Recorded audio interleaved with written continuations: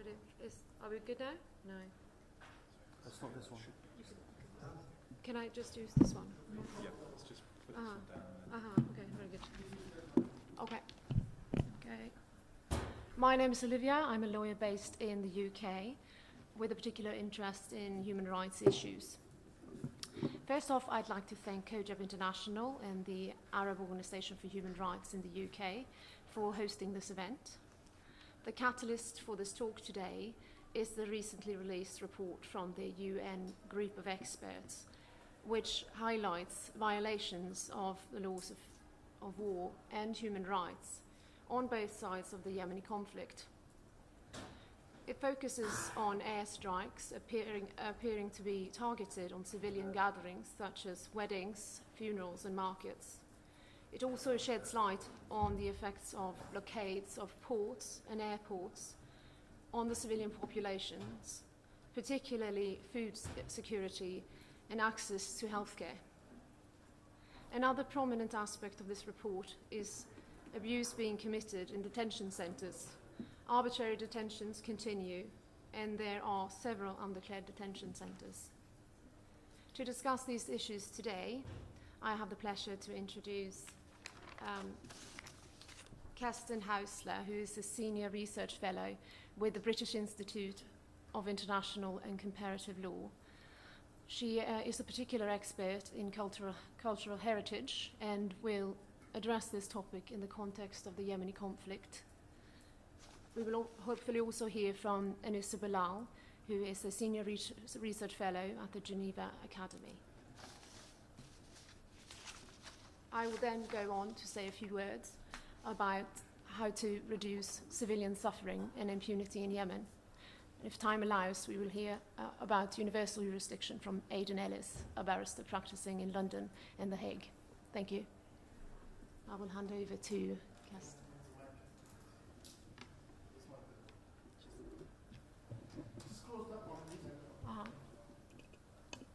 Well, hello everyone. First of all, I would like to congratulate the Human Rights Council for having established a group of experts and rightfully put the conflict in Yemen high on its agenda, as it's one of the biggest crises of recent times. As you may have seen from the report of the group of experts under the Council's consideration at present, the situation is particularly concerning. It reports numerous attacks on civilians and civilian buildings, in violation of the principle of distinction, which is a pillar of international humanitarian law. The group of experts states that it has received information of around 32 incidents that are concerned with damage or destruction through airstrikes of medical facilities and educational, cultural, and religious sites, which all benefit from special protection under IHL, International Humanitarian Law. The group of experts also believes that the no-strike list of protected object, which is available, has not been adequately shared within the coalition command chain. I should add that no-strike lists are a valuable tool in modern warfare, which benefits from precision aerial bombing techniques, and thus of an ability to avoid bombing objects that are on the list, such as cultural sites. I want to add here as well that criminal courts may take into account the fact that such a list exists, and that it may therefore be difficult for alleged perpetrator to state before court that they ignore the special status of such cultural objects. In addition to attacks against cultural properties, the group of experts also state that it has reasonable grounds to believe that there has been a number of violations of cultural rights more in general. While attacks against cultural properties and violation of cultural rights are mentioned in the report, there is only a limited amount of information available. This is why I would like today to highlight this specific issue of the Yemen conflict. The destruction of cultural heritage has, of course, made headline news over the past few years, over the past decades, in particular in relation to the rich heritage that has been destroyed in Mesopotamia, where now lies present-day Iraq and a large part of Syria.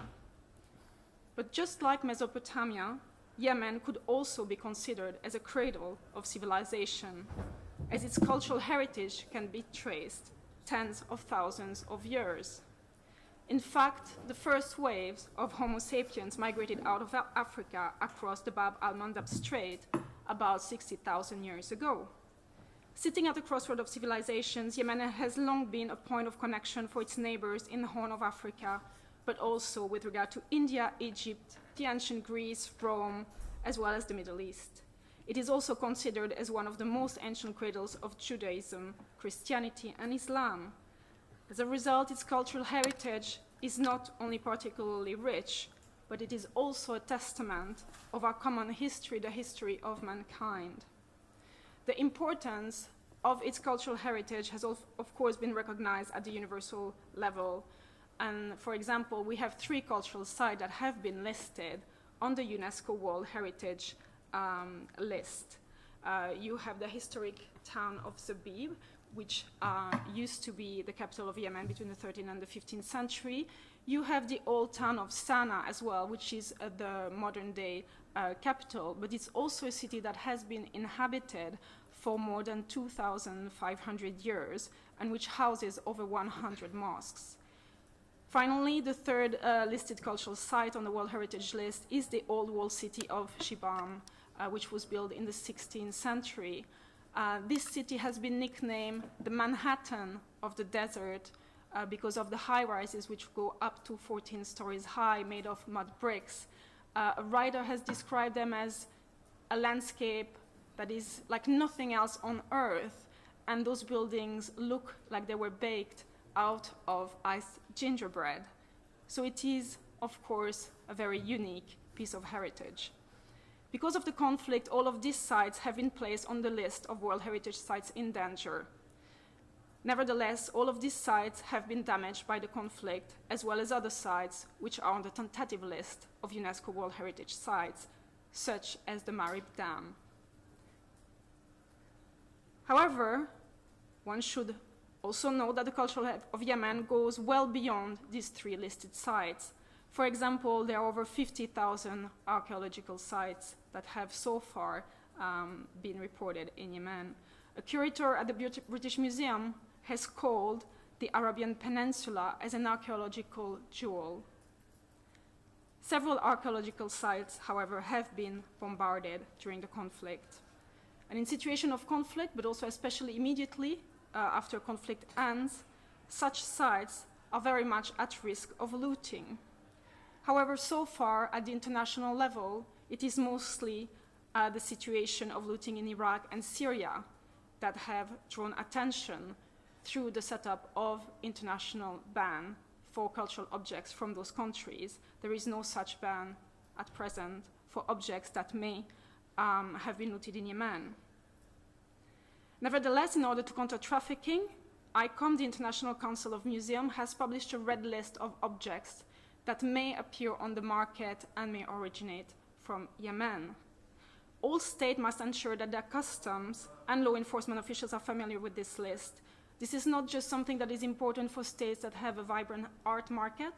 It's also important for all those states that may serve as a transit, as a point of transit for those looted objects. Finally, in terms of damage to cultural heritage in Yemen, it is also worth noting that museums have been damaged from bombardment, including the National Museum in Sana'a, but also the Damar Archaeological Museum, which house over 12,000 objects. This museum has been reported to have been completely destroyed. There is photographic evidence of the destruction. The Yemeni General Organization of Antiquities and Museums, with other international agencies, have worked to monitor the damage of cultural heritage in Yemen. Of course, some buildings may be restored after the conflict. However, some antiquities will be lost forever as a result of trafficking. In addition, once an object has been looted from an archaeological site, any contextual information attached to the object is lost as well, which means that we may never understand the true significance of such objects. This is a loss for the population of Yemen, an attack on its cultural identity, an identity which is necessary for its survival. It is also a loss for all of us. Now, under international law, under under humanitarian law cultural properties, including objects such as antiquities, but also buildings such as monuments, as well as buildings containing cultural properties such as museums, are specifically protected. The law is very clear on that. It prohibits all parties to a conflict, whether state or non-state armed groups, to conduct direct attacks against cultural property. It also prohibits the military use of cultural properties in any way. In addition, when conducting an attack, parties to a conflict must also take measures of precautions in order to avoid any damage to cultural objects. That includes, for example, suspending an attack if it may cause incidental damage that would be excessive. In its report, the group of experts notes that it believes that attacks were conducted not only in violation of the principle of distinction, but also in violation of the principles of proportionality and precaution. Now, I would like to say something about educational facilities. They are specifically protected when they also amount to cultural properties. With regard to education facilities in particular, Yemen has signed in 2017 the Safe Schools Declaration to specifically protect education in conflict from direct attacks and from being used for military purposes. This means that the government has made a public commitment to protect schools. Now, with regard to accountability, the group of experts believe that individuals have committed acts that may, subject to determination by an independent and competent court, amount to international crimes. Those crimes may include crimes against cultural sites, and we have examples of such proceedings at the international level. One can, of course, think of the Al Mardi case before the ICC, but the ICTY also has an extensive case law where perpetrators were prosecuted for attacks against cultural properties. Now, intentionally directing attacks against cultural properties is a war crime, both in international and non-international conflict. In addition, attacks against cultural properties may also amount to persecution, which is a crime against humanity in certain cases. In the context that we hear today, I would like to highlight that the destruction of cultural objects and cultural sites is not only a violation of international humanitarian law, but also a violation of human rights. Cultural heritage has now been deemed as an important tenet of the right to take part in cultural life. The link between cultural heritage and human rights has been affirmed on numerous occasions. For example, you have the UNESCO Declaration on the Intentional Destruction of Cultural Heritage, adopted in 2003, which stressed that cultural heritage is an important component of the cultural identity of communities, groups, and individuals, and of social cohesion, so that its intentional destruction may have adverse consequences on human dignity and human rights. In a report in 2011, the former special rapporteur in the field of cultural rights affirmed that the right to access to and enjoyment of cultural heritage forms part of international human rights law. Now, in a more recent report, the current special rapporteur in 2016 stated that cultural heritage is significant in the present, both as a message from the past and a pathway to the future. When cultural heritage is destroyed, this bears important consequences for a wide range of human rights for current generations and those to come. The Human Rights Council itself has recognized the importance of safeguarding cultural heritage within its mandate. In a resolution adopted in 2016, the Council noted that the violation or abuse of the right of everyone to take part in cultural life, including the ability to access and enjoy cultural heritage, may threaten stability, social cohesion, and cultural identity, and constitutes an aggravating factor in conflict and a major obstacle to dialogue, peace, and reconciliation. This is, of course, also the case with regard to the conflict of Yemen, and it is thus necessary to stress that the destruction of cultural heritage in Yemen is in violation of international law, including international human rights law, but that it is also an aggravating factor in the conflict and an obstacle to its peaceful resolution. Now, the Council should adopt the group of experts' recommendation, including by renewing its mandate, in order to ensure that the situation remains on the Council agenda. It should also specifically require that the group of experts looks in more detail into attacks on cultural heritage in Yemen. The Council should also call on all parties to the conflict to respect all cultural properties by not conducting any direct attack or using cultural properties for military purposes. It should also continue to call on all states to ratify the relevant treaty and provide training to those responsible to enforce them on those treaties. They should also ensure that their domestic legislation criminalizes attacks against cultural heritage. There should also be bans at the domestic level with regard to the import of Yemeni cultural objects. The Human Rights Council should also urge the Security Council to emphasize the human rights dimension of the conflict in Yemen and the need to ensure that there will be no impunity for the most serious crimes, including those against cultural objects.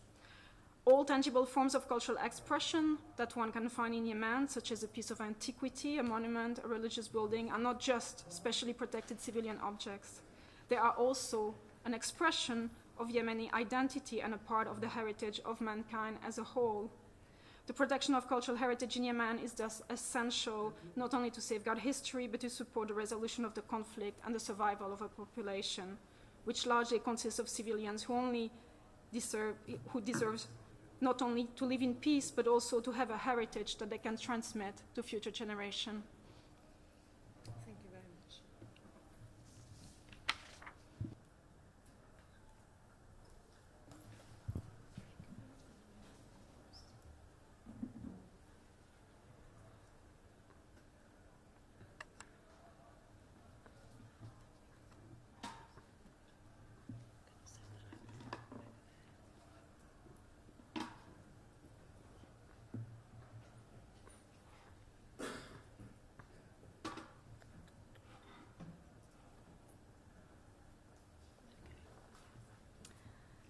Thank you very much.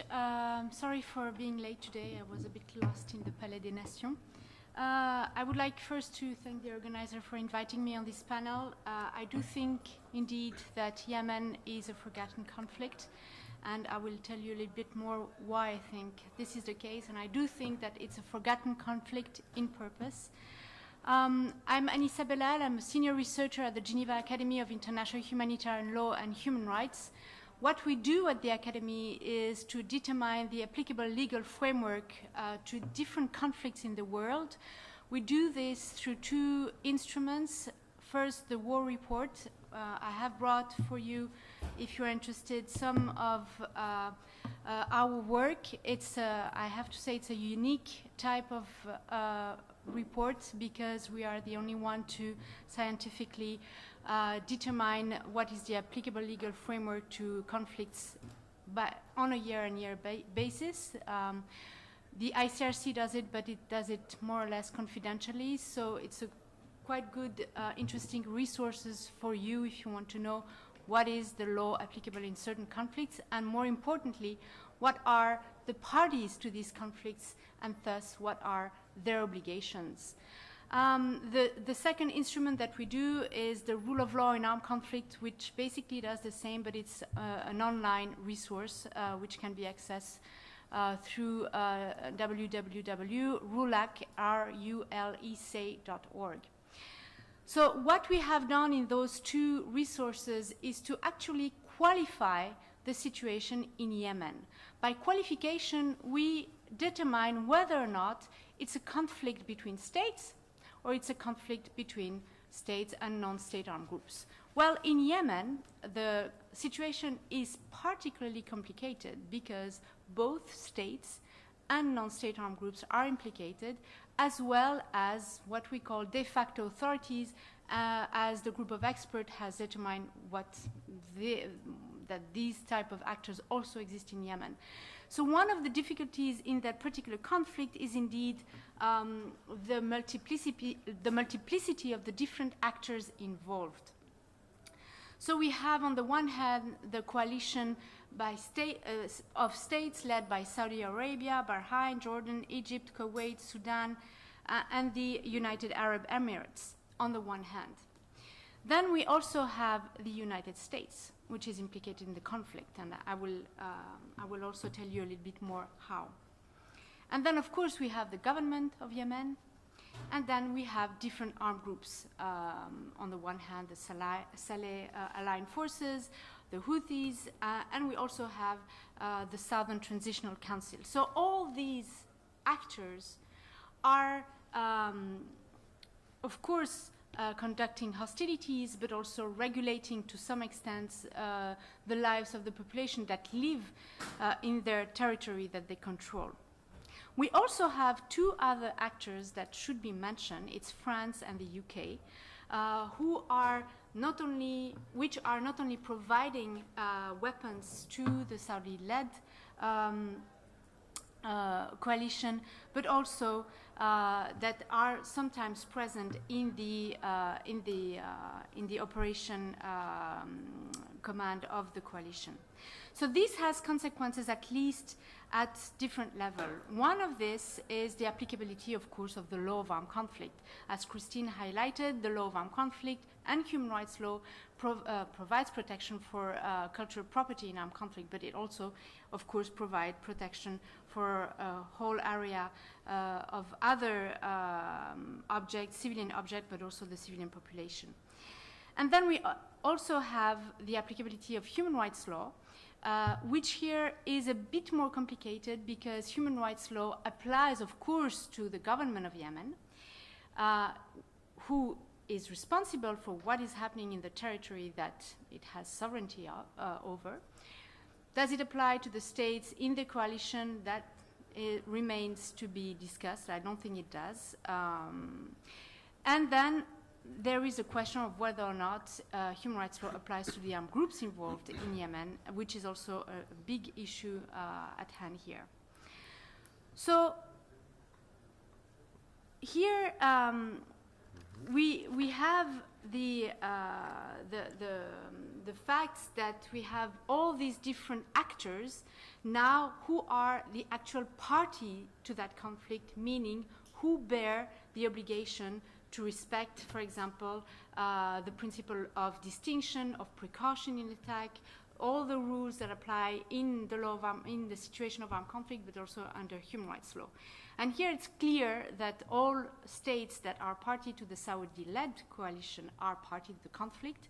And we also argue in the war report that the United States is a party to the conflict because it has provided, in fact, fuel to the planes that are active in the conflict and that target Yemen.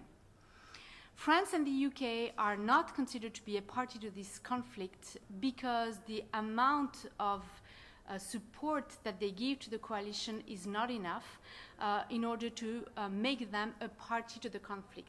That doesn't mean that they don't have obligations under IHL. They might have the obligation, first of all, to ensure respect for IHL, and they also have obligations under the Arms Trade Treaty, to which they are both party. And in fact, that was there was a case that was brought against the UK for that particular issue. That is the fact that they both of these countries sell weapons to a state which weapon might end up being involved in the commission of international crimes. So I won't repeat here which allegations have been made in the report of the group of experts. I leave you to read this. Those are very well researched and interesting allegations that have been made. There was, I think, to my mind, a quite interesting conclusion that they have made with regard to the embargo and the blockade that the coalition is imposing on Yemen, which they qualify as an attack under international humanitarian law, meaning that because it is an attack, it has to respect the principle of distinction, precaution, and proportionality, meaning that if there is no clear military advantage in imposing such a blockade, then these particular measures that have been taken by the coalition can amount to war crime or, and of course, can amount to a commission of violation of international humanitarian law. Another interesting issue that was raised in the report is who is responsible. And that's particularly problematic when there are multiple armed non-state actors, as it's the case in this conflict, active in the conflict. Because we don't exactly know which act can be attributed to which actor. And this, of course, makes the issue even more of accountability, which is the theme of this panel, a bit more complicated.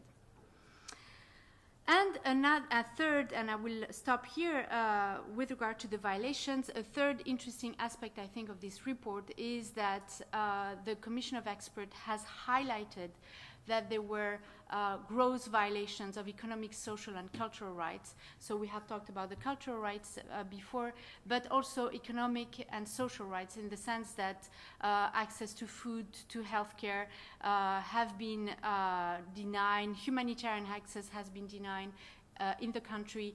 So all of this can amount to not only gross violation of human rights law, but also in certain cases can also amount to crime against humanity. So what to do? And I will stop here. Well, Yemen is not a party to the ICC, so it's going to be complicated to bring a case forward before the ICC. Of course, we have the possibility to bring cases under the universal jurisdiction principle, and I won't talk too much about this. One of the difficulties with the universal jurisdiction principle is that state officials are protected by the principle of immunity of jurisdiction, but not the members of non-state armed groups. There is also the possibility to create a special tribunal. It has been done. There is the triple IM mechanism for Syria. Why not for Yemen? I don't think it will be done because there are multiplication of different tribunals also. Whether or not those are efficient is to be established. And also because the members of the coalition, and in addition to the United States, which are party to this conflict, will make it even politically more difficult to create, I think, that kind of a tribunal. But we might also explore the possibility to go through, at least for the UK and France, even if it's not, if these are not immediately the most responsible of the violation, to go through the ways of the Arms Trade Treaty. Both of these states are party to the Arms Trade Treaty, and Article 6 and Article 7 of the Arms Trade Treaty prohibits arms transfer, or at least require regulation of arms transfer to armed conflict situation at risk where violation of IHL and human rights can be committed. Finally, what can be done at the United Nations? And here, that's what I think that the conflict in Yemen is forgotten on purpose. Because when to prepare for this event, I browsed a bit rapidly through the Human Rights Council website and through the United Nations Security website. And what I found, and I was quite puzzled to see that the Human Rights Council, despite the fact that Yemen is the single most huge humanitarian crisis at the moment, the Human Rights Council did not decide on one special session on Yemen since 2011. And so, okay, I thought, okay, that's a bit bizarre. Let's see what there is at the United Nations Security Council. And here as well, there is no resolution on Yemen since many years. So, nor in 2017 and 2018, so I didn't check before. But the fact that there is no resolution on this proves that indeed the international community is, for the moment, not so much in a hurry to address this particular conflict. So thank you for that.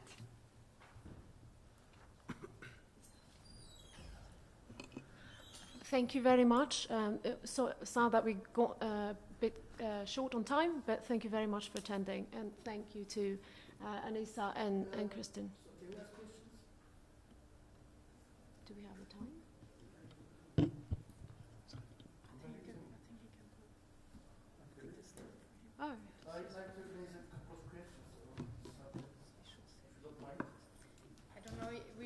issue with the room, I think.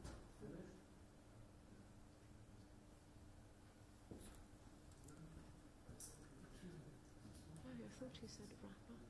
Yeah, exactly.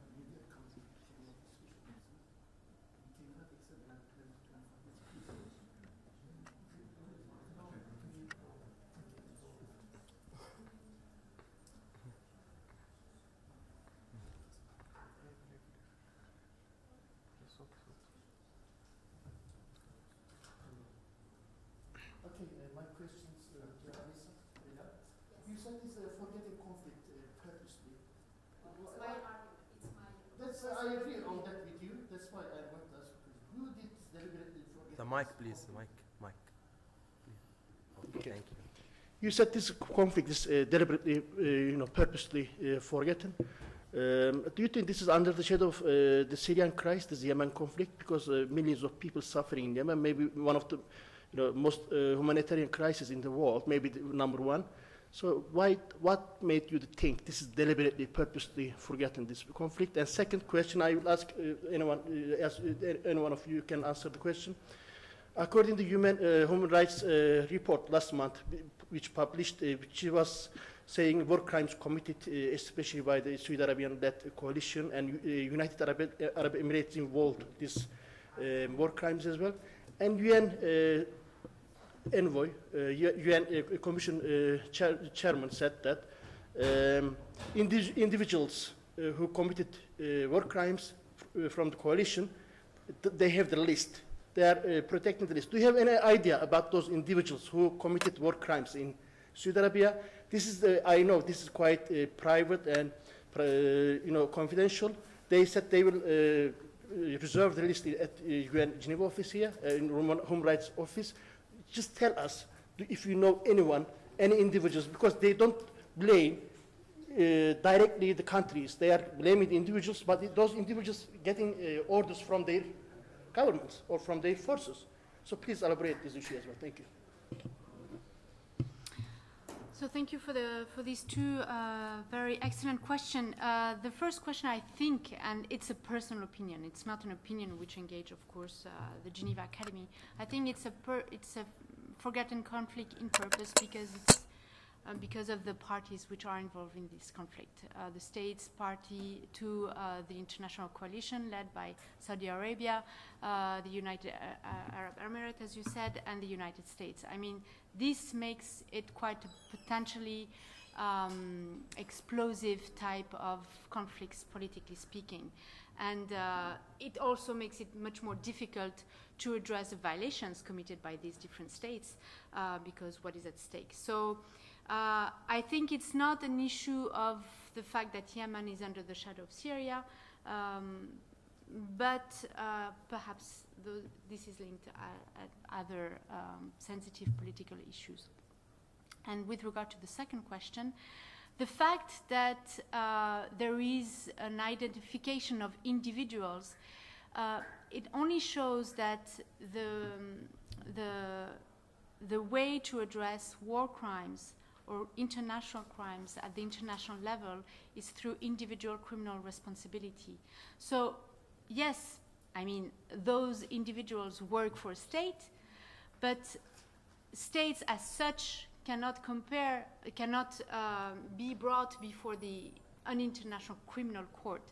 You can only argue about state responsibility, which which is not so much in this report, but in other documents, you talk about the responsibility of state as such. But as soon as we talk about international crimes or war crimes or crimes against humanity, by this I mean crimes, then we can only go through individual criminal responsibility, because only individuals can be responsible for war crimes. Do you have any idea about those individuals? Do you have any information? If I had, I don't think I would be here talking to you. No, I don't. Well, the comment I would make, looking at the group of experts report, is that first of all they identified reasonable grounds to believe in relation to the government of Yemen, the UAE and Saudi Arabia, and also in relation to the de facto authorities. So insofar as one can tell, the allegations aren't only directed at one side, What they say about the list of individuals is that they've identified, where possible, individuals who may be responsible for international crimes, and the list has been submitted to the High Commissioner. There's no more information available than that. It's obviously something that, for a reason, is not being published at this stage. There is a breakdown of the military structure of the parties as far as is known at the back of the group of experts report, but no identification of individuals at this stage. Okay, final question. Last week we were following the Yemeni peace talks, consultation they called the special envoy. It's unfortunately collapsed because Houthis couldn't come here. They couldn't make them to come here. Just too much effort paid by the special envoy. So, what's your expectations for the Yemeni peace talks? Do you think this under the umbrella there will be a sustainable solution to stop the conflict? Well, I'm a lawyer, so I'm not very qualified to talk about peace negotiation and peace talks, but perhaps you two have.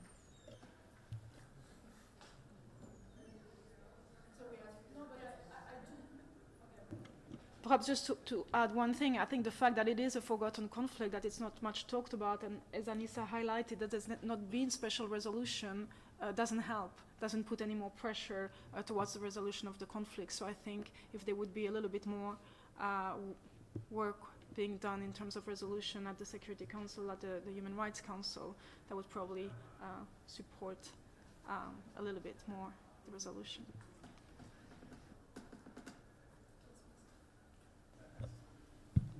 So my question is directed towards Mrs. Bilal. Thank you very much for your presentation. If I heard you correctly, you said that you think that the conflict is not of an international character, right? But in my opinion, a strong argument can be made that the conflict in Yemen is indeed a conflict of an international character, or an international armed conflict. For several reasons. That Hadi came to power by the GCC initiative. It was an initiative that installed him in a single candidate election that didn't have the approval of two of the main political factions, namely Ansar Allah and the Southern Iraq. But he did, take power in the transitional period, and it was only supposed to be for a 2-year term. That was expired. They got extended by an illegal process or an unconstitutional process that was not blessed by the parliament in that last third year. He resigned 1 month before the end of the third year, and then did not withdraw his resignation until after the expiry of the illegally extended term. And the basis of this whole war was his call to the League of Arab States to use military force, right, to restore his presidency, although it had already expired. And so an argument can be made that around that time in February 2015, before the war broke out, that there was already a de facto authority in place representing the state of Yemen that later got blessed by 1 million people who showed up, as well as the parliament and whatnot. So just to make my question, I guess, let me pose it. What are the reasons that you rely on, or the grounds, for you to, and I know it's not just you, the group of eminent experts also mentioned this, and it boggles just mind-boggling, because they don't really give an explanation of why they think it's a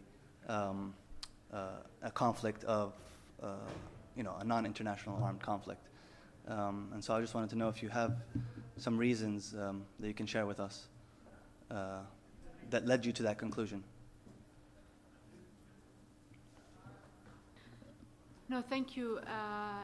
It's a very good point, and we also for the war report we also struggled with this issue. First of all, qualification is not like physical science or chemical science. It's an evaluation based on the facts, and also the fact that it's embedded in a certain conception of international law. I entirely agree with you that we could have taken into account the fact that there was a de facto authority which could in fact more or less represent the state of Yemen. The problem, as you said, it's a de facto. So I think that what happened, or for the war report we took the decision, but also in the report, is that they considered only the de jure, more or less, de jure government representative of Yemen. But I do agree with you that it can be discussed. The fact that this de jure government in Yemen asked for the coalition for military support, so there was consent between that government, the government of Yemen, and this international coalition, including the United States, with the consent of this government, makes it a non-international armed conflict and not an international armed conflict. Were we to take into account the de facto authority as the representative of Yemen, which might be difficult under the international legal system as it is today, then we could have considered it an international armed conflict. So I think this is, if you want, this is the state of the norms as it is today, but it is a very pertinent question, and I think it can be debated. That said, the fact that we qualify the conflict as an international one or non-international one, in reality, except perhaps for one of the war crimes, which is not necessarily, which does not mirror in IAC or NIAC, I use this acronym because I see that you know what I'm talking about. It doesn't make so much a difference because in terms of conduct of hostilities, the principle of distinction, precaution, and proportionality are both binding in both types of conflicts on all parties to the conflict, armed non-state actors and state actors. If I can just add one more thing. Thank you for your response. I mean, it is a difficult question, I guess, and I guess there's an argument on both sides. But the interesting thing is also that when he issued that letter, supposedly he relied on Article 51 of the UN Charter as a self-defense request. You know, but that's usually applied when there's a state attacking another state, right? So there was a lot of, like, I guess, confusion with the actual call. Maybe they didn't think about it thoroughly during that time. And then also, my concern is that if it gets and maybe you can address this as well. If it gets characterized as a conflict that's of a non-international character, what are the implications of that when it comes to, like, for instance, the status of prisoners of war, POWs, you know, and combatants? Do they have? Are they afforded the same protections, or is it just something where, you know, where the national law takes precedence over, you know, their fate? And so that's, you know, and as you know, there's a lot of prisoners on both sides, and that's part of what the discussions and consultations will be, hopefully if they ever meet. It's one of the main topics is the status of prisoners of war. Thank you very much.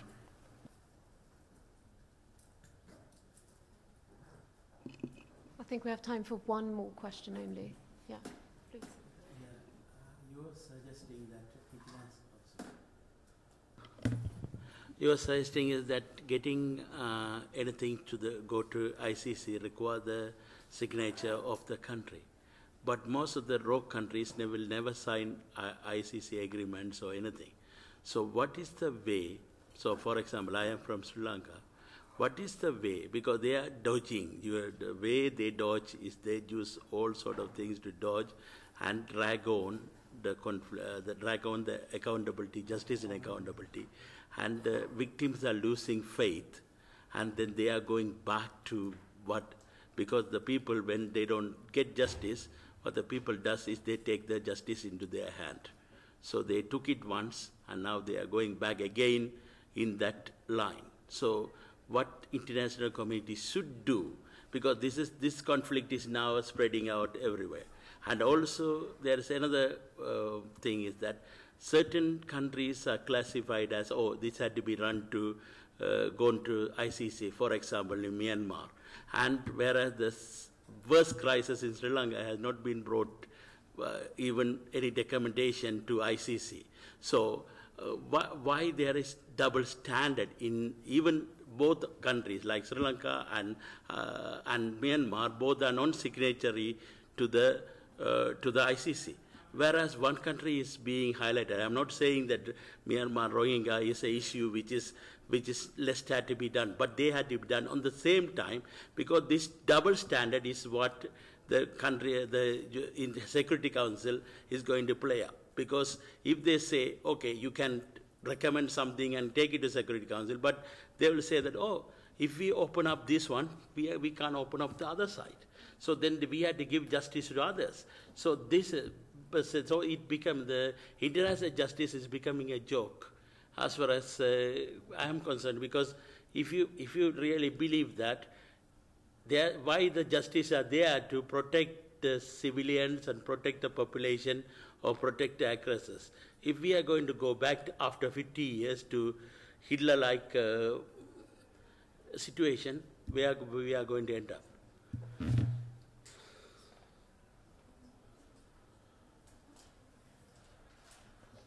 Okay, thank you very much. Well,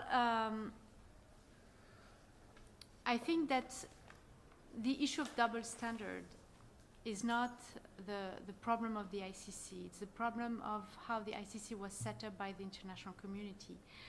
Because the ICC is treaty-based, and as you said, I mean, there are non-signatory to the ICC, but the only way then to highlight the possibility of the ICC to intervene is through the UN Security Council.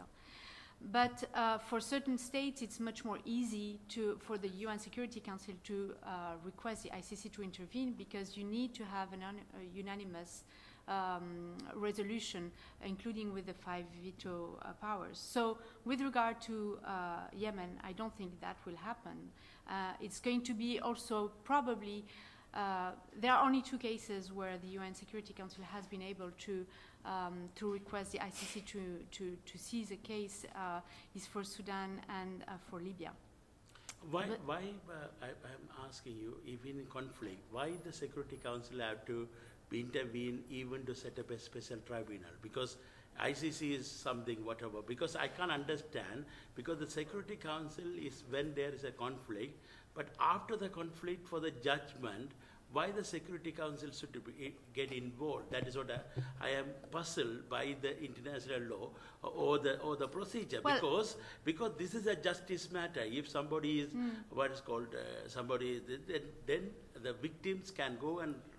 But we should look at it as because that more conflict are coming because of this situation, that you can't get anywhere other than the local justice. If the local country itself is doing the crime, then what is going to happen is that you are not going to get anywhere unless there is a big political force or something certain countries are really interested to get something from there, like oil or whatever it is.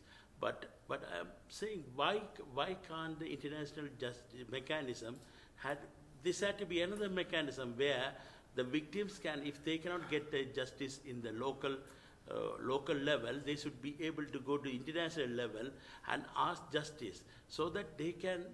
Then I can't understand it, both ICC, all right, referral to ICC is set up in treaty bodies with the Security Council, but for setting up a international tribunal to look at past crimes or whatever the recurrence, why it has to go through ICC, Security Council, I can't understand.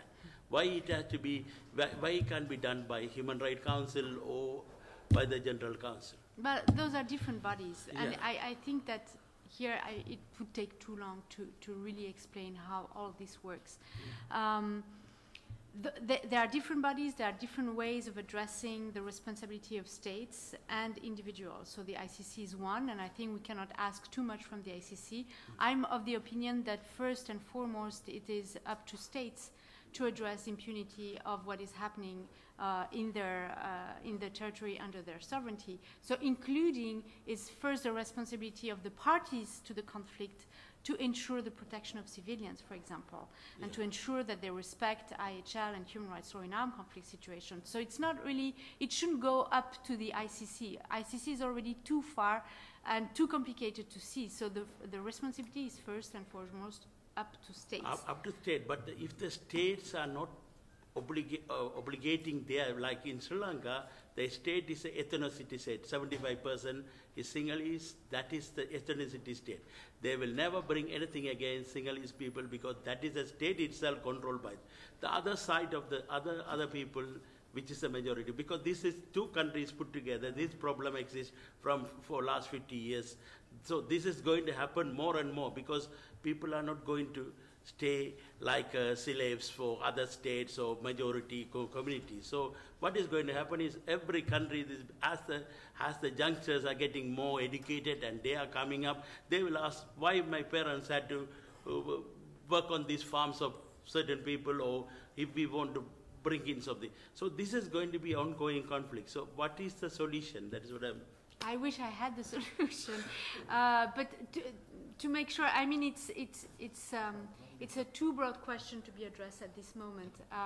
But there are ways of at least starting to speak about the situation in one country. I mean, there are expert reports, there are possibility of lodging individual complaints to certain committees. Of course, this will not answer the broad issue of impunity after one conflict, but there are ways to be found. And one of the ways can be also what I have called the universal jurisdiction, which is the possibility of one state to address the violation committed in another state by an individual. So those are possibilities, but it's not always easy to put them into motion.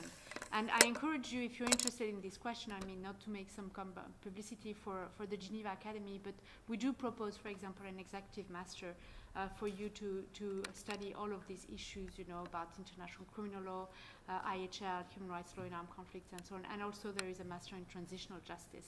So if you're interested to look into, and you can find also documents on our website and find some kind of answers to this very broad question. Thank you. Okay, I'm afraid time is up.